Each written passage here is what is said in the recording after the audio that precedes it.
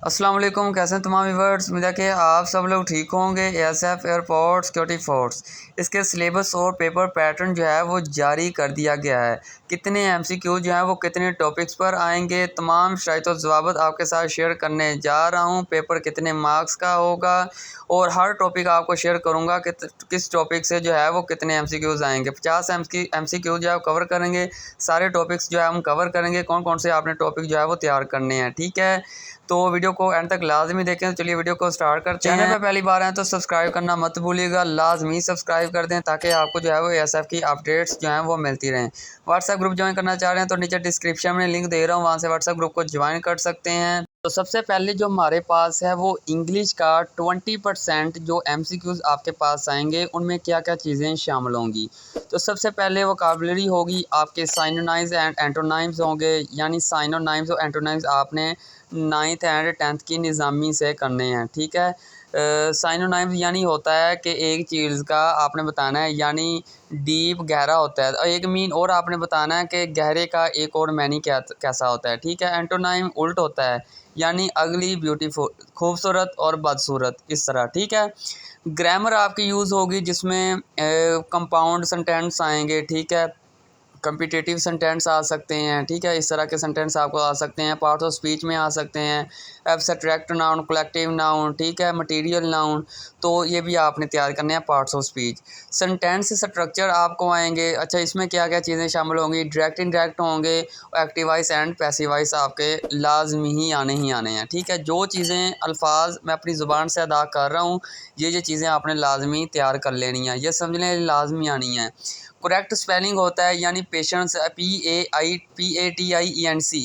अब इसके exact spelling ये हैं, तो उसमें 4 ऑप्शन दिए होंगे। ठीक है, इसमें कौन सा करेक्ट स्पेलिंग है तो उस पर आपने टिक करना होता है। ठीक है ना, और आगे स्पेलिंग मिसिंग भी आपको आ सकती है, यानी गोट। ठीक है, G-T-O बीच में आएगा, तो इस तरह के आपको एमसीक्यूज आ सकते हैं। ठीक है, और करेक्ट सेंटेंस आपने बताना है। एक आप उन्होंने सेंटेंस गलत लिखना है, आपने नीचे उन्होंने जवाब दिए होंगे एमसीक्यूज में, इसमें करेक्ट स्पेलिंग कौन सा है। ठीक है, तो करेक्ट सेंटेंस आपने वो बताना होता है। ठीक है, तो ये आपका क्लियर हो जाता है 20% इंग्लिश का पार्ट। आगे 20% आपका है वो है पाकिस्तान स्टडी। इसमें जो है वो हिस्ट्री ऑफ पाकिस्तान के बारे में पूछा जा सकता है आपको, पाकिस्तान की हिस्ट्री, यानी 1947 से लेकर और 2023 तक क्या क्या हो चुका है। ठीक है, ज़्यादातर आपको जो एमसीक्यूज आते हैं 1947, 48, 49, 50 के रिलेटेड ही सवालात आते हैं, और जंगों के रिलेटेड आते हैं, और आयन के रिलेटेड आते हैं, जो आयन किसने मनसूख किए थे और किसने आयन यानी ला लगाए थे। ठीक है, माशाल्लाह।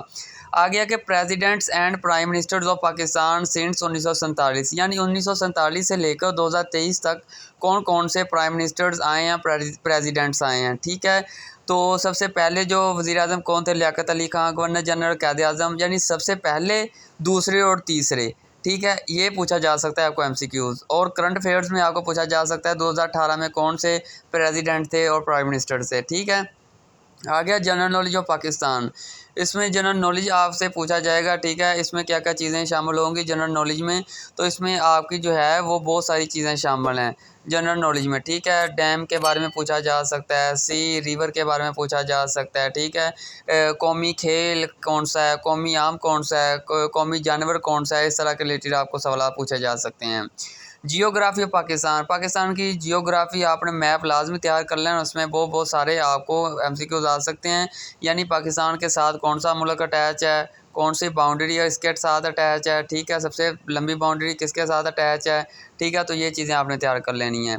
और 1857 की जो जंग थी उसकी हिस्ट्री आपने मुकम्मल तैयार कर लेनी है, एक वीडियो आपने देख लेनी है ताकि आपको तमाम पॉइंट्स कवर हो जाएं आपके। ठीक है, जियोग्राफी ऑफ पाकिस्तान ये भी मैंने आपको पहले बता दिया। ठीक है, आगे पाकिस्तान कॉन्स्टिट्यूशनल अमेंडमेंट्स 1973 के लॉ के बारे में पूछा जाएगा। ठीक है, ये देखिए 1973 हो गया, 1900 जो है वो 56 का आइन हो गया, 1973 का आइन हो गया। ठीक है, और 62 का आइन हो गया। ठीक है, ये आपने आइन लाजमी तैयार कर लेने हैं। आगे का पाकिस्तान जनरल इंफॉर्मेशन एमसीक्यूज, यानी पाकिस्तान की जनरल इंफॉर्मेशन आपसे पूछ सकते हैं। आगे हमारे पास है करंट अफेयर, 20% आपके आएंगे। अच्छा, कौन कौन से आएंगे, यूएनओ, यूनाइटेड नेशन ऑर्गेनाइजेशन। ठीक है, यूनाइटेड नेशन ऑर्गेनाइजेशन यूएनओ के रिलेटेड बहुत सारे सवाल आते हैं। पिछली दफ़ा भी यूएनओ के रिलेटेड ही आए थे सवाल, ठीक है।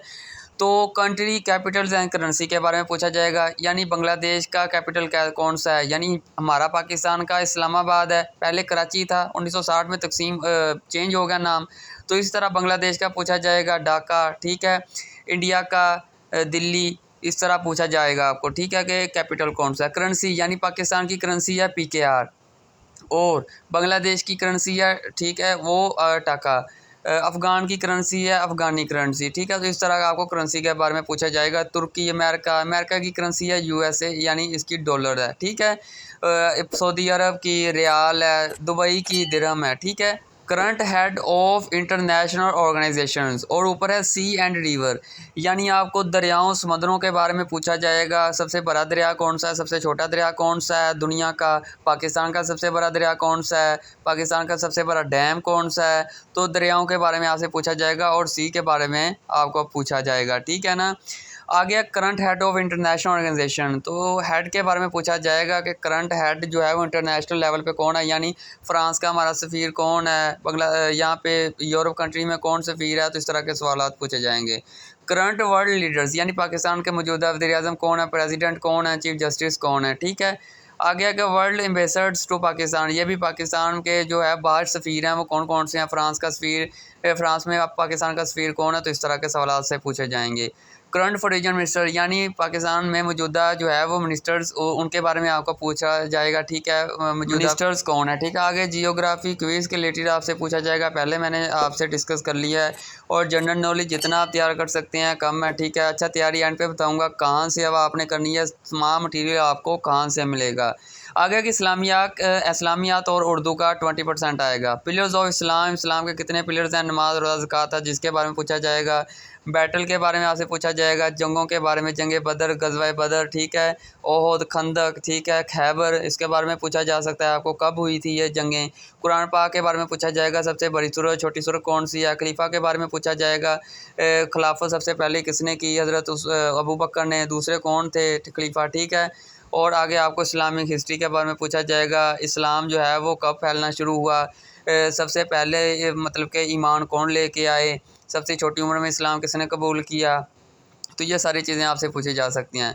मैथमेटिक्स 10% है, इसमें बेसिक मैथ आपसे पूछा जाएगा, यानी 0.08 प्लस 0.09 प्लस माइनस के सवाल पूछे जा सकते हैं और तकसीम के सवाल ये इतने मुश्किल नहीं होते। और मैथ का एक लाजमी सवाल आता है, अहमद के पास 5 बुक्स हैं, उसने 800 रुपये की ख़रीदी और 3 बुक्स जो हैं उसने वापस कर दी और उसको दुकानदार ने कितने बकाया पैसे वापस किए, ठीक है। तो इस तरह के MCQ जो है वो आपको मैथमेटिक्स में आते हैं, ठीक है। ये भी आपने जो है वो लाजमी ही तैयार कर लेना है। आगे हमारे पास है जी टोटल MCQs आपके 50 नंबर के होंगे और टोटल मार्क्स भी आपके 50 नंबर होंगे, ठीक है।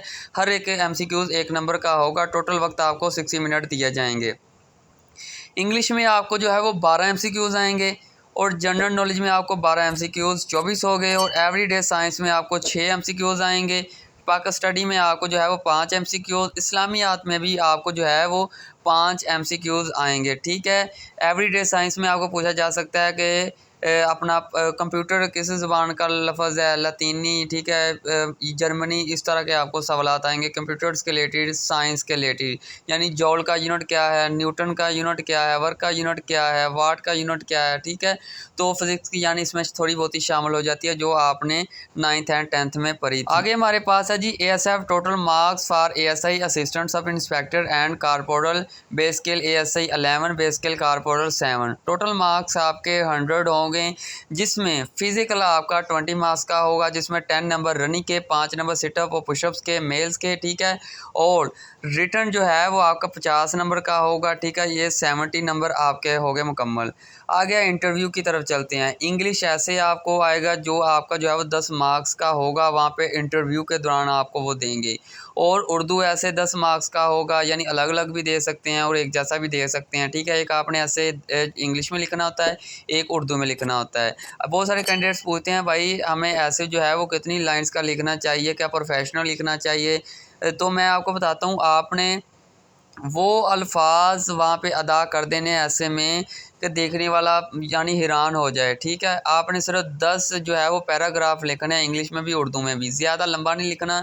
अगर ज़्यादा लेंथी लिखेंगे तो आपको थोड़ा सा मसला बन सकता है। यानी वो आपकी लेंथ नहीं चेक करते, आपका मटेरियल चेक करते हैं कि आपने लिखा कैसा है। ठीक है, और वाइवा आपका 10 मार्क्स का होगा और आपके टोटल मार्क्स जो है वो 100 कंप्लीट हो गए। मुकम्मल process ASF car portal ASI.